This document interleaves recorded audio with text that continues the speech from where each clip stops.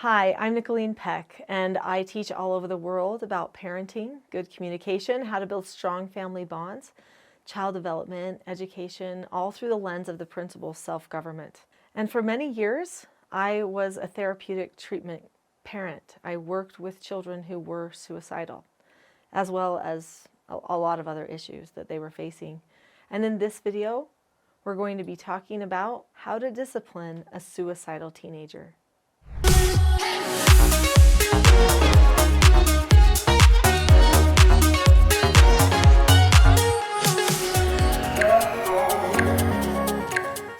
A lot of people worry about disciplining a teen who says that it's not worth living anymore. They feel like, well, surely that's, beyond the point. Like, we just need to worry about keeping them alive and not worry about any type of discipline or teaching from parents or anybody else. Let's just forget all of that stuff. Well, I can tell you that's not necessarily going to be a beneficial practice for everything. In fact, sometimes if they don't feel like you care, then that's one of the reasons that they feel so hopeless. They want structure, just like every person wants structure, just like every child requires structure to thrive. They need structure too. So even if a person is feeling like they are hopeless, that they're worthless, and all of those things that can come into the psyche when a person is feeling like they're depressed enough to get to a place of suicide in order to solve their problems. That doesn't mean that we should shy away from any types of corrections or conversations that lead to corrections with our children. And I have other videos about this, but one thing you need to be sure to do is stay with them, right? I mean, that's important. That's why oftentimes there are facilities and things that suicidal youth will go to. But one of the biggest things is you stay with them all the time. You let them know you're there. You really care about them. You really support them. You're taking it serious. Whether it's a serious threat or not a serious threat, you take it serious and you be completely loving.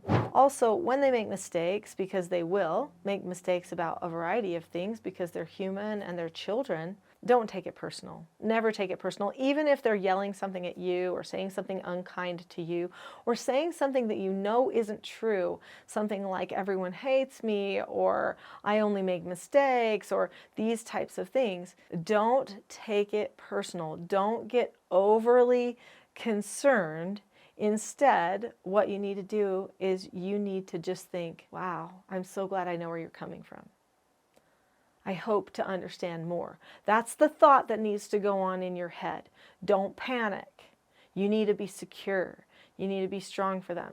So let's say there's something like they were rude to a family member. Do we just allow them to be rude to another family member or mean to another family member just because they're depressed and potentially suicidal? No. It's okay to talk to them about that and to do a correction. But the best thing you're going to have at your disposal is to be prepared ahead of time for how those corrections will occur. So if you've taught your family ahead of time, this is how we will correct you, then it's predictable, it's not emotional, and then you can just go right into that old habit. If you haven't developed that habit yet for how to do a predictable correction, then you'll want to set it up a little bit with a background conversation before you actually start using what I call an effective correction. By the way, this effective correction skill, which I'm going to talk about, is part of a larger set of skills, all of them being required to really create some good self-government parenting. So please don't just take one thing and call that good. But I will tell you that you can use this on anyone at any time. But if you want you and your children to fully be self-governed, be sure to get all the rest of the pieces. Okay, so it's a 7-step process to do a correction. If you've already subscribed to this channel before, you know I love skill sets. They help a person be deliberate. This skill set starts with a description. You describe. Just now, this is what happened. So just now, your brother came to hand you your backpack so that you could go and put it into your room, and you rolled your eyes at him and said, "Stop bossing me around." And that type of behavior is not having a calm face, voice, and body. It's not disagreeing appropriately. That's how you would start the correction, with a description, and then you would follow up with a rationale, so a reason why that's not good. When you communicate how you're feeling to them that way, suddenly they don't think as much about how you're feeling as they think about how you just made them feel. So now suddenly they feel like you're controlling them instead of you're hoping that they get a message. So that's not going to help you. So what you should have done is you should have used our disagree appropriately skill. Now, this skill is a part of, like I said, a greater set of skills that need to be used. So the disagree appropriately skill, you would remind them about that process that you've already taught them, and then this is how you would use it. And then you would tell them that since they chose not to use their skill that you already pre-taught them ahead of time, then they have earned an extra chore. That's the simplest type of a consequence. It doesn't have to mean anything major. A chore could be like, for your extra chore, I need you to put that piece of paper in the trash. For your extra chore, I need you to help me make the dinner.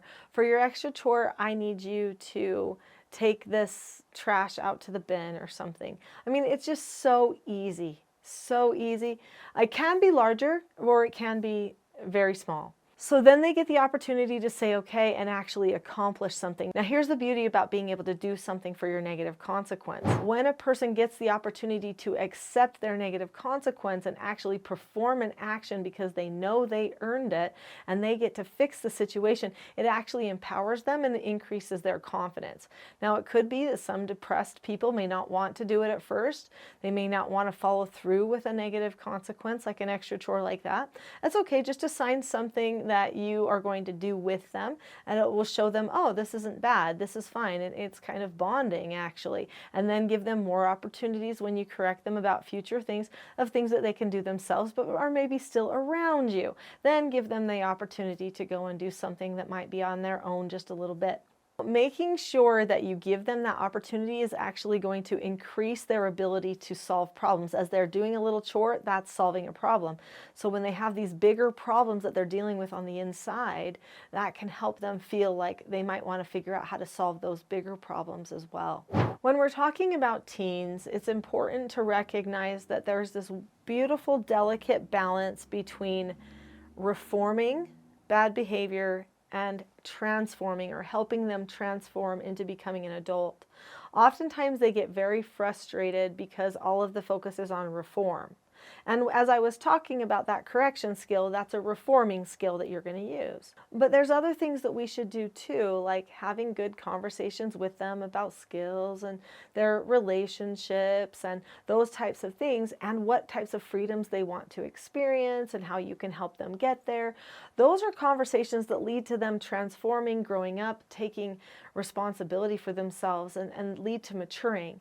So when you're working with teens, you want to have this balance of reform and transform. It starts out first for a child, high reform, lower transform. And then as the child transitions through adolescence, it gets to be less reform and more transform, okay? When a person is transforming, then suddenly it's not about being controlled, but on learning how to take that action for their own self-control. This is just the beginning of helping you learn how teens change their minds. Developing a new mindset is key to being self-governed and can really be beneficial information for somebody who is potentially suicidal. So I do recommend my next video, which is how to get kids to change their mindset.